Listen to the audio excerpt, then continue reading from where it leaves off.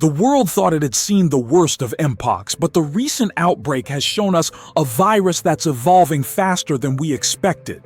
What makes this outbreak so different? And why should we be paying close attention? Stay tuned as we explore the key differences between the Mpox we knew and the Mpox we face today. Mpox, formerly known as monkeypox, has re-emerged as a global health threat. But this time, it's not the same virus we've dealt with in the past. With new strains and an alarming spread, the current outbreak is different in several critical ways. In this video, we'll dive into what sets this outbreak apart, the challenges we face, and what this means for global public health. Previous Mpox outbreaks were largely confined to Central and West Africa, particularly in rural areas where human contact with wildlife was more common. However, the current outbreak has seen the virus spread to regions far beyond its traditional boundaries, including Europe, the Americas, and Asia. The global nature of this outbreak is unprecedented and has raised concerns about its potential to become a pandemic.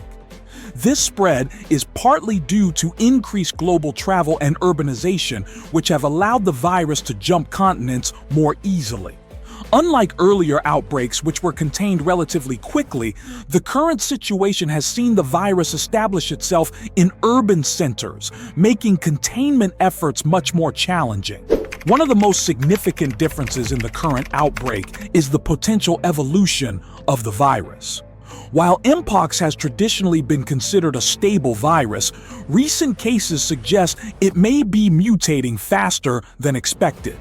Scientists have observed changes in the virus's genetic makeup, which could explain its increased transmissibility and possibly its heightened severity in some regions.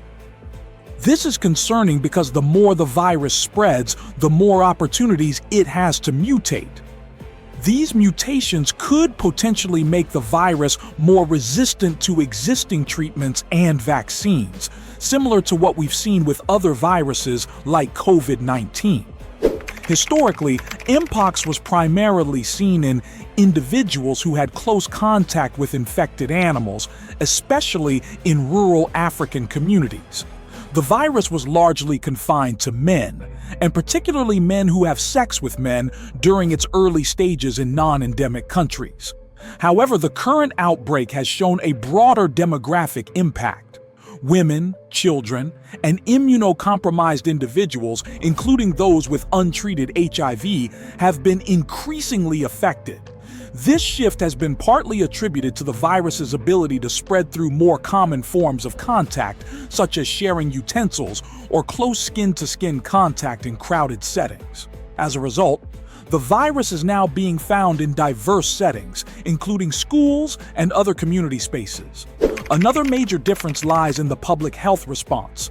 During previous outbreaks, there was little need for widespread vaccination, as the virus was largely contained. Today, the situation is starkly different. The current outbreak has exposed significant gaps in global vaccine distribution, especially in low-income countries. While wealthy nations have secured large stockpiles of vaccines, African nations, where the need is greatest, are facing severe shortages. This disparity has drawn parallels to the inequities seen during the COVID-19 pandemic and has sparked global debates about vaccine distribution and preparedness. Moreover, new vaccines specifically targeting Mpox are still in development, and although some smallpox vaccines are being used off-label, they are not widely available. The limited vaccine supply has made it difficult to contain the spread of the virus, particularly in Africa.